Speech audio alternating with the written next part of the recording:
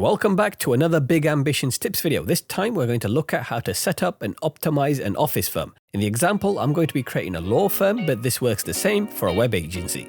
The first step, like always, is to check the demand. Law most of the time has a demand of around 33%. Hell's Kitchen in my game has a 66% demand. This wasn't the case last time I checked, like 40 in-game days ago. Every single district was at 33%, so I'm not sure what caused this rise in demand.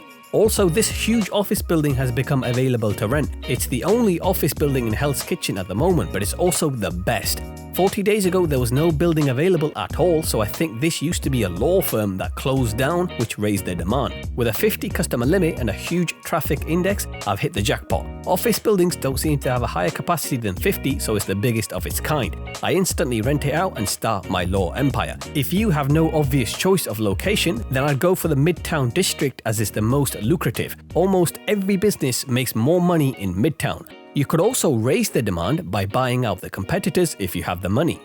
I always recommend starting the recruitment campaigns for your employees before gathering the furniture, as it's going to take a while to find everyone. For law firms, I know that one employee can only handle one customer, and the max customers per hour is around 34. So I'm going to hire 35 lawyers just in case. These numbers will change with future updates, so keep that in mind.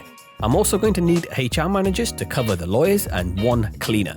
I'm searching for people with the cheapest wages and no demands. Demands will be a pain to handle with this many employees, so I need to make sure they either have no demand or something very simple like keeping a clean office. The cheap wage will make a big difference in profit as lawyers cost a lot.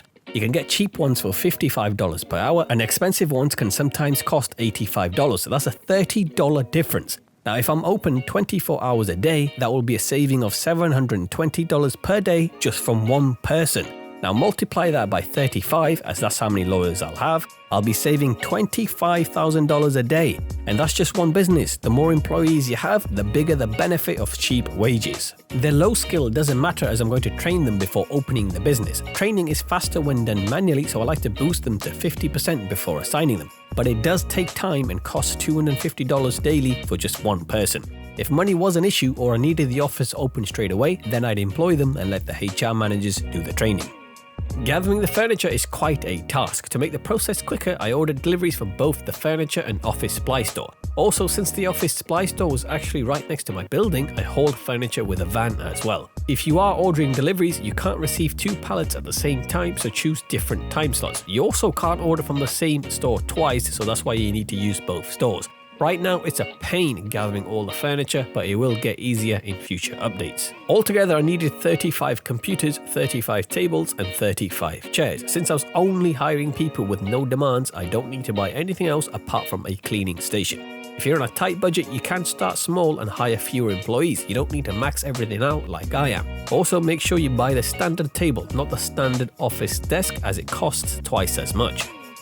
Once all the furniture was gathered, I was ready to assign the lawyers that I found so far. I don't need their skill at 100%, as the HR will take care of that. I haven't found the full amount of lawyers yet, as it's actually rare to find full-time employees with cheap wages. The game keeps throwing tons of part-timers at you for some reason. Hopefully they add better filters for recruitment campaigns, so I don't need to be wasting $100,000 and 3 in-game weeks searching for some employees. Now in the top right, it says that my capacity is 36 because I have 36 office stations set up. That's a lie, since not all of those desks have people employed. So remember, for office firms, the true customer capacity depends on how many employees you have scheduled and sitting at those desks. Optimizing the schedule for office firms is essential, as the wages are very expensive. For this law firm, my estimate was 34 customers per hour, but I wasn't getting more than 24 because there is one competitor in the area. But I have 36 lawyers working. If the majority of the time I'm not going above 20 CPH, then those extra lawyers are just sitting there burning my money away. So I need to manually adjust the schedule to make sure the number of lawyers working is close to the CPH I actually get. My first idea was to use the extra lawyers to extend the opening times, but I noticed I only got around 6 CPH in the morning or evening. So instead, I thought since I was only open 6 days a week, it would be much more beneficial to open on the 7th day instead of extending the hours, as I could get up to 24 CPH during the day.